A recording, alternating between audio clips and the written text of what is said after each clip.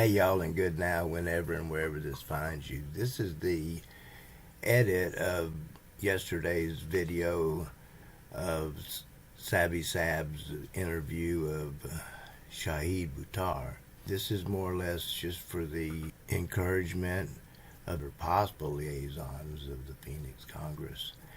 And what I'm thinking today is that he's talking about building community, and I'm in a silo. So how do I build community?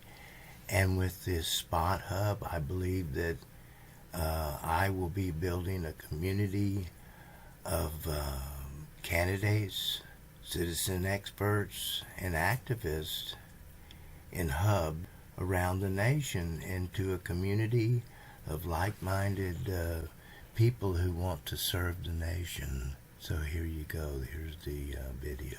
We have a Congress composed of millionaires filling their pockets at the public's expense while legislating in favor of their own fortunes. And it's ironic here that the bipartisan nature of that corruption that has been imposing a constitutional cost because it has impeded the capacity, the independence, if you will, of the people's representatives to do the work of guarding we, the people of the United States, from aspiring autocrats. And to my perspective as an immigrant dissident, I have no idea what to do about that.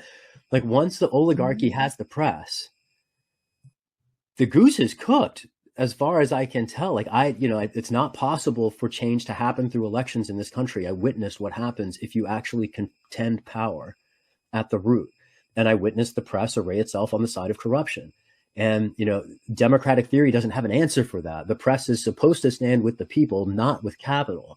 And once capital co-opts the agents of information, I do think that we have a particular conundrum. But I do think the battle to inform in increasingly ignorant people who are institutionally kept ignorant, I think, is a big part of our struggle at the moment.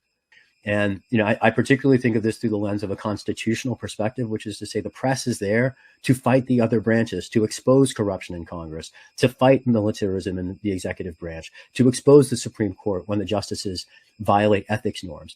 And they do none of those things. The press just lauds power, and publishes hagiography and builds cults of personality and reinforces whatever the dominant institutionally favoring narrative is of the day. They're just...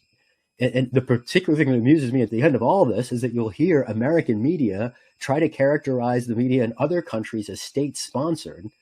It does seem to me that part of the job, if you, not even a public official, if you run for public office, is to talk to people and be willing to hear their concerns. I'm not even running for office anymore.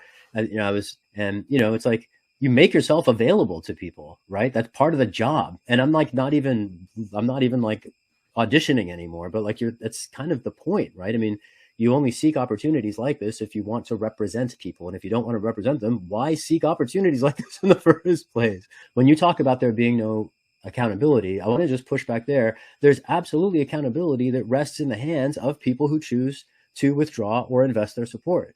And at the end of the day, the energy that people put into the squad members, they need to be putting in their districts to either put somebody into Congress who represents them or push out whoever's there now in favor of some more, less problematic voice. In other words, there's so much attention being paid to the squad. If half the attention paid to the squad were paid to wherever people lived, we might actually be able to shift a few things in Washington. And, the other 95.5% of America kind of needs to show up. And because we have a geographically defined democracy, ideologically showing up doesn't count for much. You have to show up where you live. And this gets back to sort of like face-to-face organizing, the kinds of tactics and strategies that the Amazon labor union used to outsmart the world's richest man and the most concentrated force of anti-union capital that our country has seen. And that just gets back down to talking to people, meeting them where they're at, having conversations, not approaching organizing transactionally, but rather through the lens of community building. And that's a long project. I fear we don't have time given the pace of the climate crisis, but there's no other way to fight this kind of Leviathan than pulling the rug out from underneath it. And I do think that that's the task ultimately of our generation. I think I was trading notes with a couple other candidates this week, one from North Carolina, Matthew Ho, and Amy Mhm. Troy in Connecticut.